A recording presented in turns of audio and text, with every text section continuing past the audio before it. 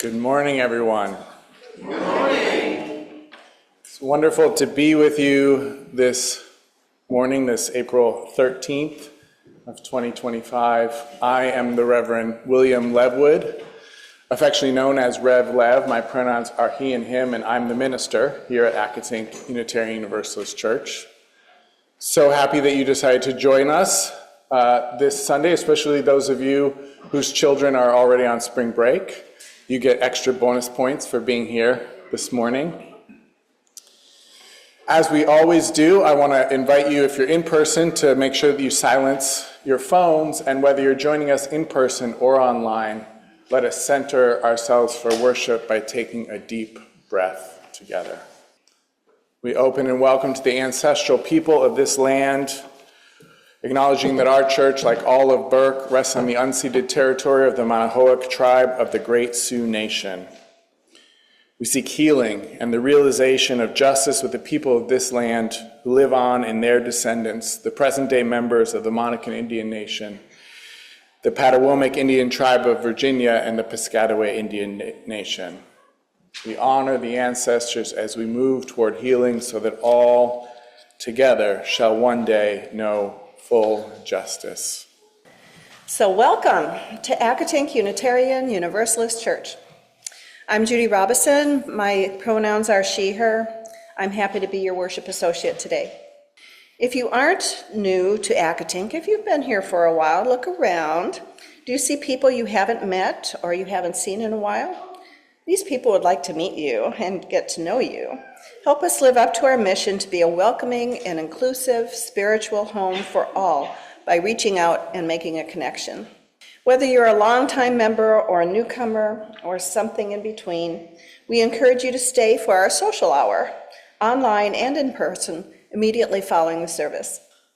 We're so delighted that you decided to join us today. Welcome, everyone. As Judy mentioned, there'll be more time to build on the connections you started making at our social hour, which is also a potluck today after the service. I want to share a little bit about the services this month. Our theme is joy, and it's a joyful time in many religious traditions. This is Passover right now, so celebrating and honoring the journey to freedom, the parting of those waters and the beginning of the journey to freedom and the founding of a different kind of people, rooted in an ethic that all people are God's children and that all people are equal.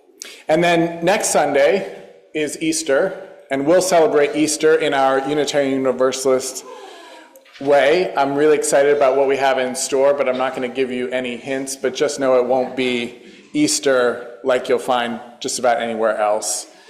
It will be multi-generational, as every third Sunday is, so that the children will stay for the whole service along with everyone else, and it'll be more interactive for that reason. And then we'll celebrate Earth Day on April 27th, on that Sunday, which with our Green Sanctuary and with Brenna Kelly will be our guest preacher. Reminder that we're co-ordaining Brenna with the UU congregation of Rockville on June 1st. That's at 4 p.m. in Rockville. So you have an opportunity to get to see the minister in training technically one more time before she has the Reverend before her name.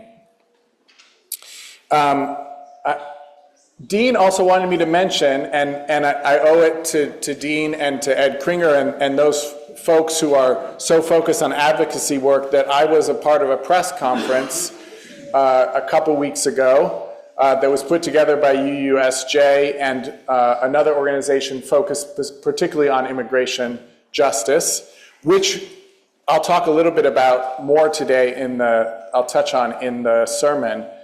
But that press conference was to encourage our legislators, our state legislators, to not approve amendments to the budget in Virginia that would have hurt immigrants in this state. And all of those, I don't think I should take too much credit.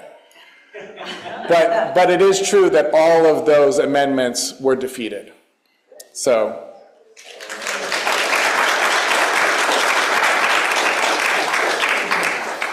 And it's an example of how, as your minister, I show up for our values as a public witness in the world. And there's a lot of those opportunities for you as well coming up, and we'll make sure you know about those. I think there were 4 or 5 people who lit candles celebrating that we had 21 Accotinkers at the Hands Off protest 2 Sundays ago, 8 days ago. And I talked to a newcomer who also was at the protest, even though they weren't in the count because they haven't joined us yet. It was their first Sunday coming. So the point is, we're really showing up for justice in this time when we really need to be. So I encourage you to continue to do that as you're able to do so. הנה טוב ומנעים, שבת עמים גם יחד. How good it is and how pleasant for people to dwell together. Good morning. My name is Michelle Anderson. I am the Director of Spiritual Development for Children and Youth. My pronouns are she and her. And speaking of dwelling together, last night we were very fortunate to have 38 people here, and I didn't count how many, but more than, I think about 25 or 30 of them were from Transylvania. How many of you know where Transylvania is? Yeah, great. Well, so I'm learning a lot about Transylvania because we have, there are 45 Transylvanian, 40 of them are youth in a youth choir that are singing their way from Washington, D.C., up to Boston. And they're going to be here for 2.5 weeks. And so several members of our congregation were here to help. I have 2 of the youth that are staying with me. Another family has 2 of the youth staying with them. And it's a wonderful time to be together and share food and music together. So it really fits into our theme for today. So speaking of our theme, I have a story to share, and it talks about lots of different places. So kids, I need your help, right? Whenever you hear a place that is not our home, raise your hand, and you'll see how many different places are in our story today. So this is a story titled Playing at the Border. It's a story of Yo-Yo Ma. I know many of you adults know who Yo-Yo Ma is. I don't know how many of the kids do. But this is a story by New York Times bestselling author Joanna Ho, and it's illustrated by Teresa Martinez. On the banks of the Rio Grande.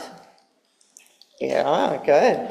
Feet planted on the soul of one nation, eyes gazing at the shores of another, Yo-Yo Ma played a solo, accompanied by an orchestra of wind and water.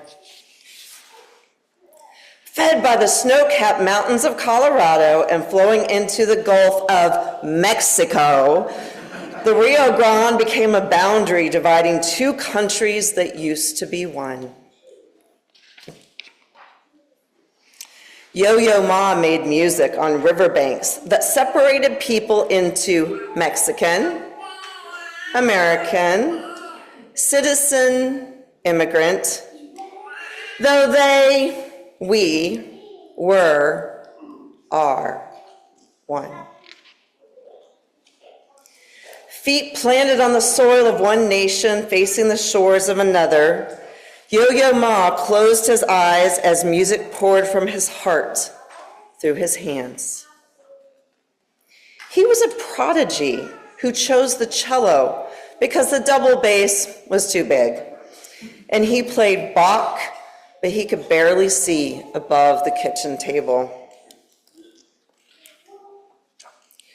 Precise placement of his fingertips produced perfect notes, memorized when he was 4, 3 years before he performed for Presidents Eisenhower and Kennedy, 26 years before he won his first Grammy, 47 years before he became a United Nations Messenger of Peace, and 52 years before he accepted the Presidential Medal of Freedom.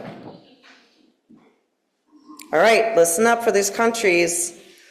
Born in France to Chinese parents and raised in the United States, Yo-Yo Ma challenges convention and weaves worlds together. He designed a garden set to song, united musicians across the Silk Road, and translated classical sounds into hip-hop movements. He finds homes at the intersections of cultures where traditions are kept alive and new ideas are born. Feet planted on the soil of one nation, eyes gazing at the shores of another. Yo-Yo Ma guided his bow gracefully back and forth across the strings of his cello. Built in Italy, his cello was made from parts that came from lands of many languages. The stick of the bow from a tree grown only in Brazil, the hair of the bow from a horse's tail in Mongolia, the ebony frog from a forest in West Africa, the cello's wood's reddish hues dyed with dragon's blood from Indonesia, and its yellow accents created with curry powder from India. Pieces united in one instrument, one language, and nicknamed Petunia. Feet planted on the soil of one nation, eyes gazing at the shores of another, Yo-Yo Ma coaxed Petunia's strings to sing Bach's cello suites. Their notes danced over rocks and rivers and walls into the sky. Composed in Germany, 300 years before it swooped and soared, whirled and twirled over the Rio Grande, this music was nearly forgotten. It was rediscovered in a second-hand store in Spain, then recorded, revived more than 2 centuries after it was written. Its notes reached through time alive. Fingers flying over 4 strings, Yo-Yo Ma made improbable melodies, a harmony of notes, a symphony of sound from a single cello. He played at the border between nations, between cultures, between languages, between centuries, and built a bridge.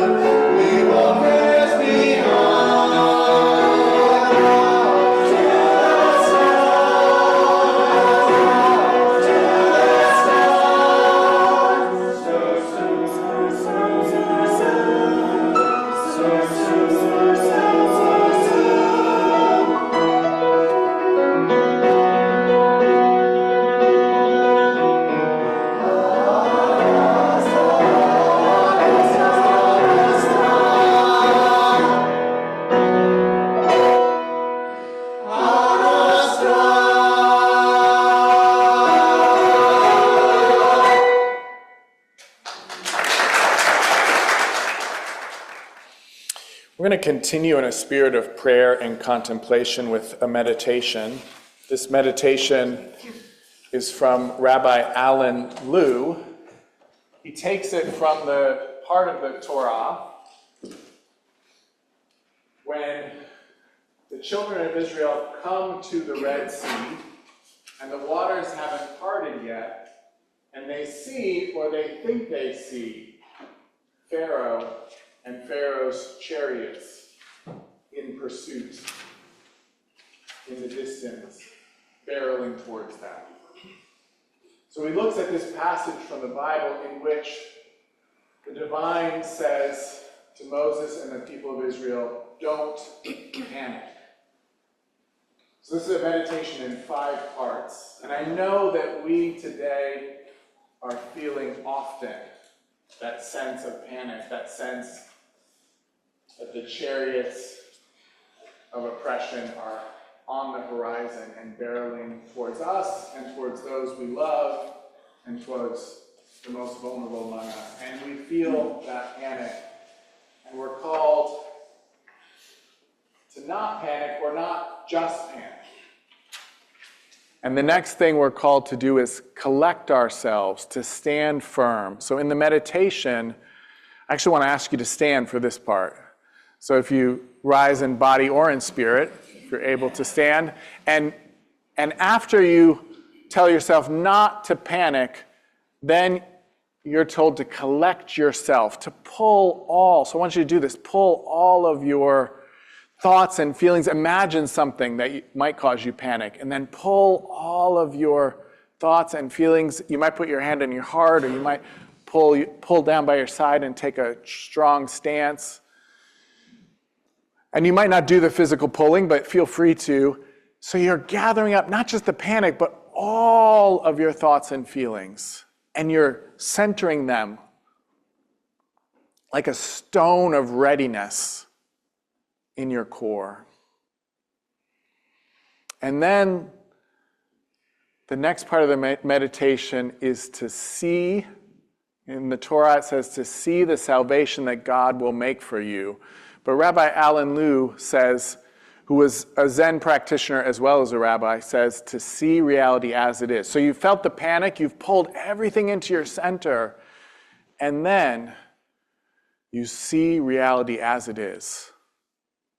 With the chariots on the horizon, but also with all of the sunshine and the sea and the people gathered around you in the image, the children of Israel gathered around you. Feel all of that. And then you're told to be still. Not to do anything, but just to be still, resting in seeing the world as it is. And then, with a bit of humor in the text, God says, get going. Like, what are you doing? It's just standing there. Get going. And that's when the waters part. So this is a meditation. I'm going to go through the 5 steps just in fast motion again that you can do at any time, standing or seated. If you see metaphorically those chariots on the horizon and you feel that panic, tell yourself, don't panic. Or don't just panic. There's more to the story. And then collect yourself, pull all of your thoughts and feelings into your center, center yourself in the fullness of that moment and see reality for what it is in light now of that larger picture that you get from collecting yourself and standing firm. And then rest, be still in that new experience of the moment. And then get to work. Then, from that place of centering, take the next action that you're called to take in response, whatever that is. Whatever that is. Thank you. You may be seated. Our reading is by Richard Blanco, titled Complaint of El Rio Grande. I was meant for all things to meet, to make the clouds pause in the mirror of my waters, to be home to fallen rain that finds its way to me, to turn eons of loveless rock into lovesick pebbles and carried them as humble gifts back to the sea, which brings life back to me. I felt the sun flare, praised each star flocked about the moon long before you did. I've breathed air you'll never breathe, listened to songbirds before you could speak their names, before you dug your oars in me, before you created the gods that created you. Then countries, your invention, maps jigsawing the world into colored shapes caged in bold lines to say, you're here, not there. You're this, not that. To say, yellow isn't red, red isn't black, black is not white. To say, mine, not ours. To say war and believe life's worth is relative. You named me Big River, drew me, blue, thick to divide, to say spick and Yankee, to say wetback and gringo. You split me in two, half of me us, the rest them. But I wasn't meant to drown children or hear mothers' cries, never meant to be your geography, a line, a border, a murderer. I was meant for all things to meet. The mirrored clouds and sun's tingle, bird songs and the quiet moon, the wind and its dust, the rush of mountain rain, and us. Blood that runs in you is water flowing in me. Both life, the truth we know, be one in one another. Richard Blanco was the inaugural poet at former President Barack Obama's second inauguration, and he was the Ware Lecturer in 2019. The Ware Lecture is a lecture at our Unitarian Universalist General Assembly. Many well-known people, including the Reverend Dr. Martin Luther King Jr., Dr. Cornel West, and others have spoken at the Ware Lecture in the past, and I got to see Richard Blanco recite this poem in 2019 in Spokane, Washington at that Ware Lecture. It's a powerful image of the Rio Grande, and I think it points to the fact that we need a new story. A story that reminds us that we are interconnected with all of life, as this poem does, that just as blood flows through my veins, blood flows through the veins of all human beings. Immigrant human beings, trans human beings, all human beings. And then we can take this image even further. Just as blood flows through my veins, blood flows through the veins of all animals, whether human or more than human, whether canine or feline. Yes, the great debate, whether you're a cat person or a dog person. The same blood flows through all animals because we are connected by blood with all animals, and we are called to care for all. And we begin to see this connection that what impacts other animals will impact us, just as animal diseases through blood or breath can spread to humans. And by the way, those borders mean nothing to wild animals. And then we can go even further, as the poem does, as the voice of the Rio Grande tells us, saying, you named me Big River, drew me blue thick to divide. You split me in two, half of me us, the rest them. But I wasn't meant to be a line, a border, a murderer. I was meant for all things to meet. The mirrored clouds and sun's tingle, bird songs and the quiet moon, the wind and its dust, the rush of mountain air and us, all of us. The blood that runs in us is water flowing in me, the Rio Grande, both life underlining the truth we know that we are called to be one in another. This reminds me also of the phrase from the Standing Rock protest that water is life. Truly, water is life, and nowhere is that more true than in the desert. Another poet that I considered for our reading for today's service is a Mexican-American poet who would volunteer leaving water in the desert to save the lives of migrants traveling through the desert. Which reminds me of Miriam in the Passover story, who after the crossing of that Red Sea and the parting of the waters for that long journey through the desert, had the power, it says in the Torah, to find fresh water for the people on their journey to a better life, a freer life, so that they might live. And just as Miriam found water in the desert, these volunteers placed water for refugee migrants on their journey, hoping for a better life, a freer life, so that they might live.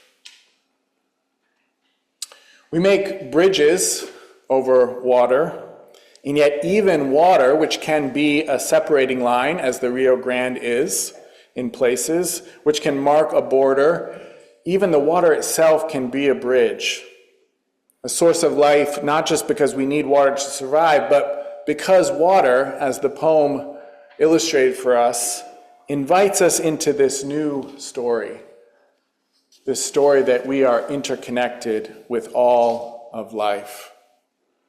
Our Time for All Ages story began with the image of Yo-Yo Ma playing on the banks of the Rio Grande, literally turning a border into a bridge, a musical bridge, reuniting people who had been separated artificially, who had been divided. Did you notice that there were people on both sides of the river pictured in the book?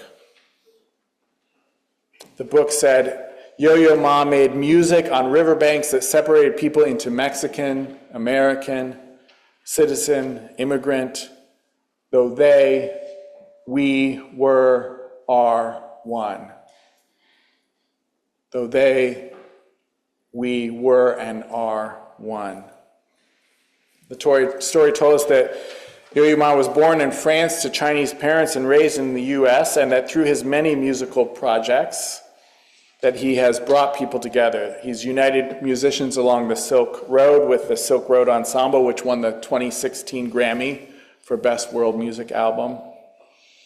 He's collaborated with Appalachian musicians Mark O'Connor and Edgar Meyer on the albums Appalachian Waltz and Appalachian Journey. Has recorded 2 Grammy-winning tributes to the music of Brazil and accompanied breakdancer Little Buck, who does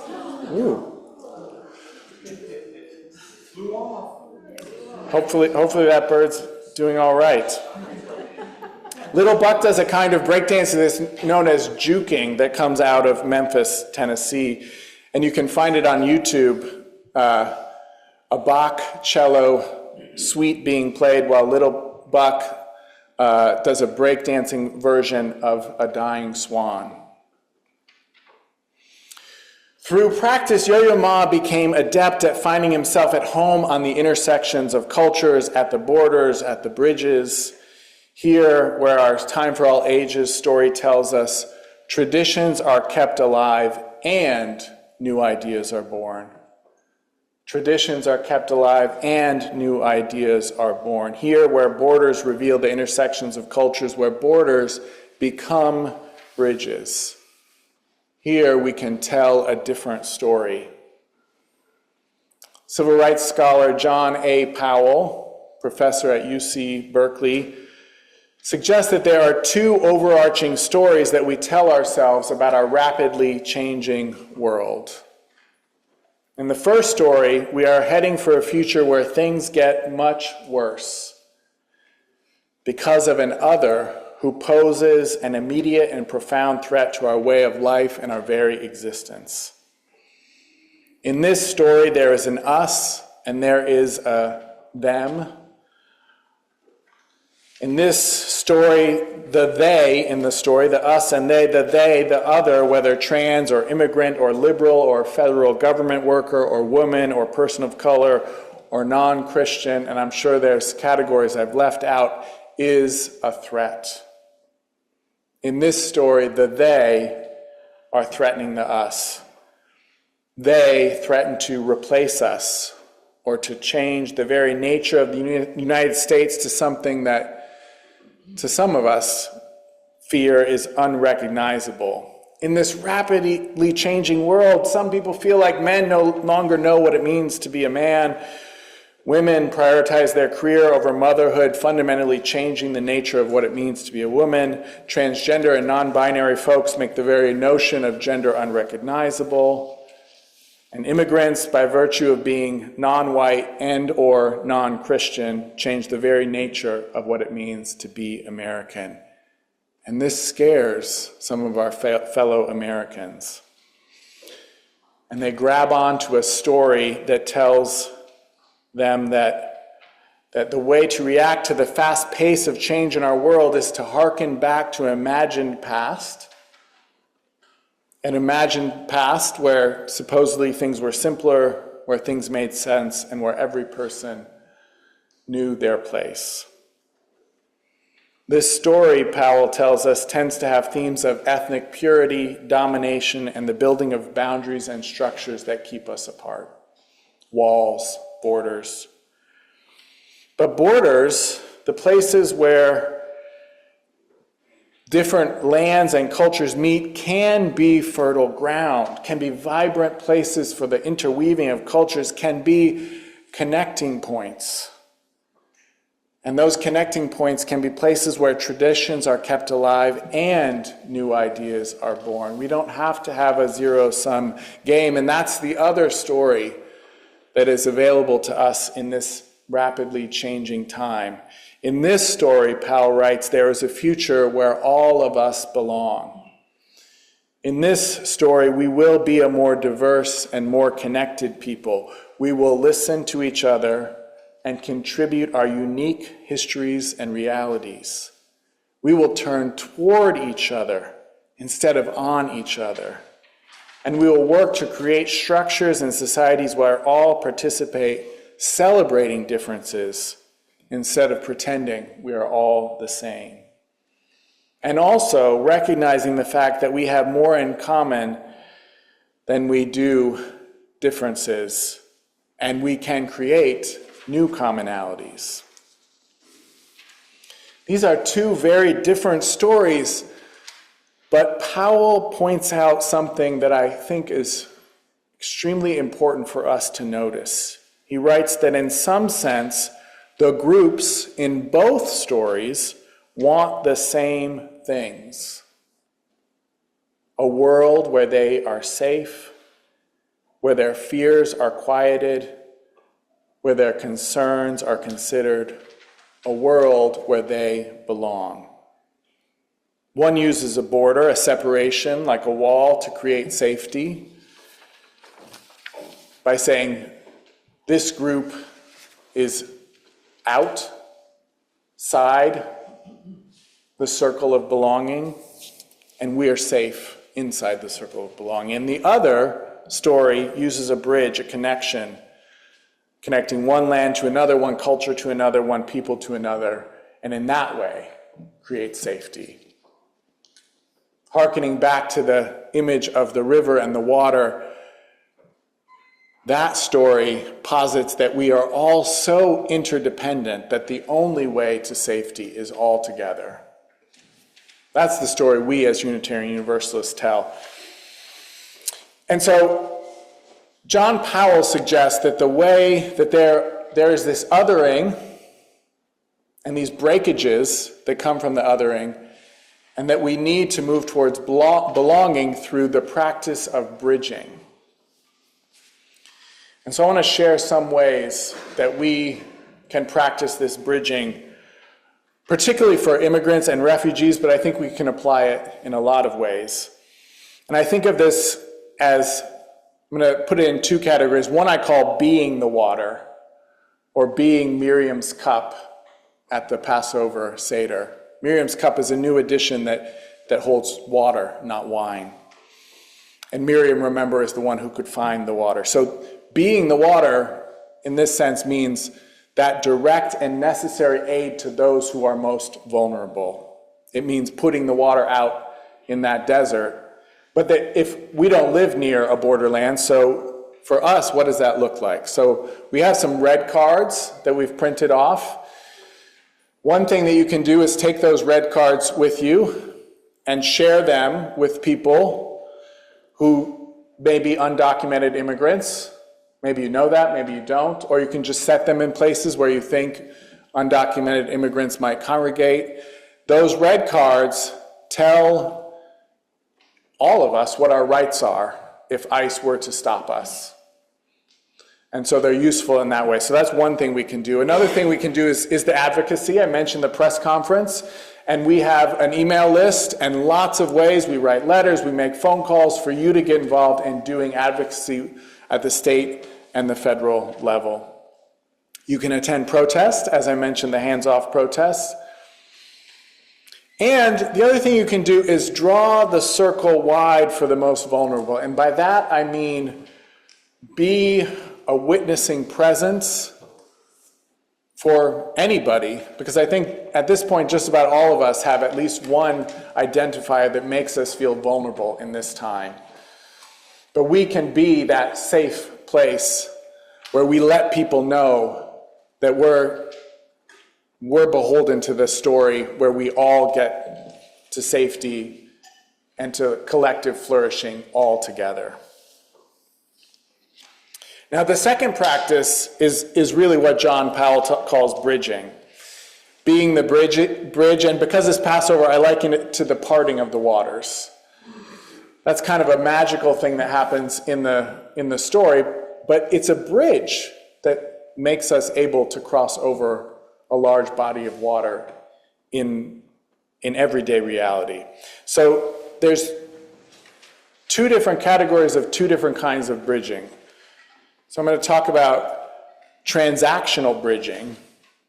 That's when you bridge in order to get something from another person.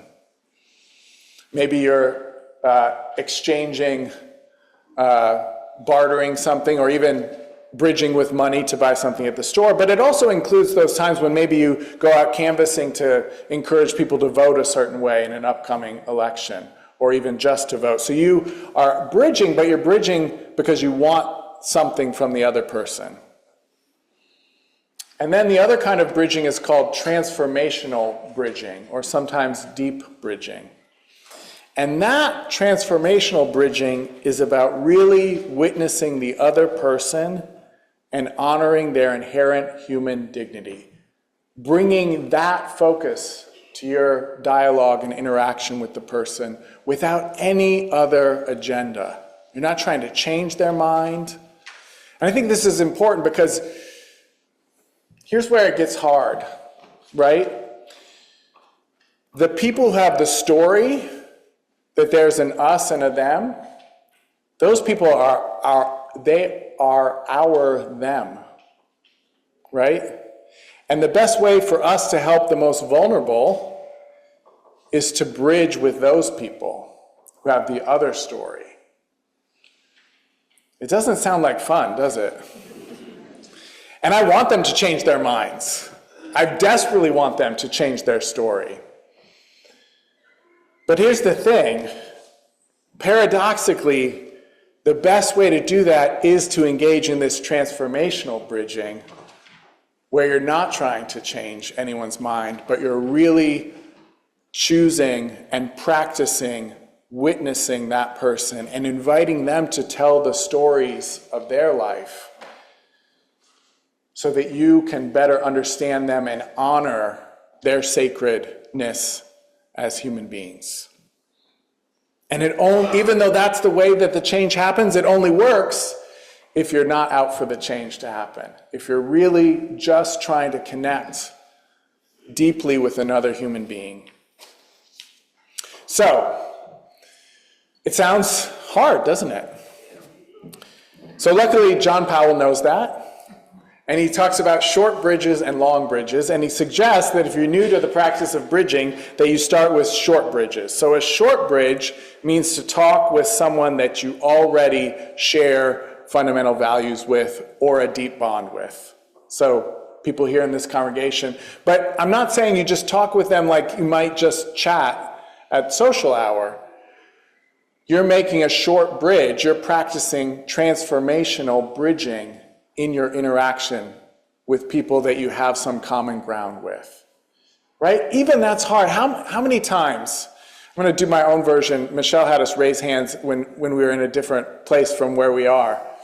Raise your hand if you've ever listened to somebody tell their story and you quickly give them advice that's really about your story. You know, it's the thing that worked for you, but probably isn't most likely what's going to work for them. And you know, if you're lucky, you walk away from that and you notice and you tell yourself you'll try to do better next time. Or maybe you hear that person, I had this happen recently, complain about when somebody else did that, right? I was telling this story and they had this quick answer and I actually did what they said and it didn't work. Because my situation is different than theirs, right? So the practice, even in short bridging, is to really just witness the other person and invite their story without trying to fix it or trying to get any particular place or outcome, but just to honor their sacred beingness, their sacred humanness. And then, after you practice that, like a lot. Like I suggest you do that a lot, the short bridging. Then you can branch out to long bridging. So long bridging means you're choosing to reach out to someone that you know you have a significant difference with. Maybe it's a religious difference or a political difference or a cultural difference. You know that there are places of deep, significant disagreement, but you're making a choice not to change their mind, but to hear their story and to share your story with them. And the transformation you're looking for is the connection, is the relationship. And if you're going to do that long bridging, you better plan multiple coffee dates, not just one, because it's going to take some time to do that. But I think, and John Powell is telling us that this is how we show up and do the bridging. And I mean, this is even how we bring the life-giving waters in the long run, is to do this practice of bridging. And once again, start with the short bridges. And even if you move on to the long bridges, don't start with like the hardest person, okay, right? Train yourself like you would in any other practice, little by little. Right? Learn your arithmetic before you move on to pre-algebra and then calculus.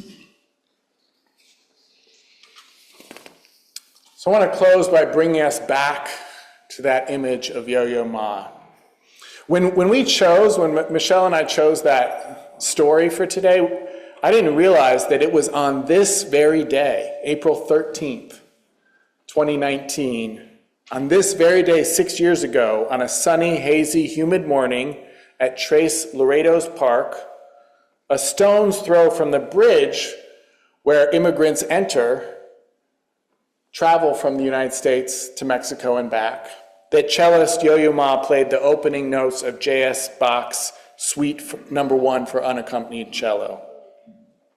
Just feet away from the river that separates Laredo, Texas, from Nuevo Laredo, Mexico. And when he played that Bach suite, the notes danced over the rocks and rivers and walls and into the sky, making a harmony of notes, a symphony of sounds at that border between cultures, between languages, between centuries. And we are called to do the same thing. We are called to build a bridge So may we commit to that call to build bridges between our divisions. May it be so, and may we be among those who make it so. Amen, amen, amen, and blessed be.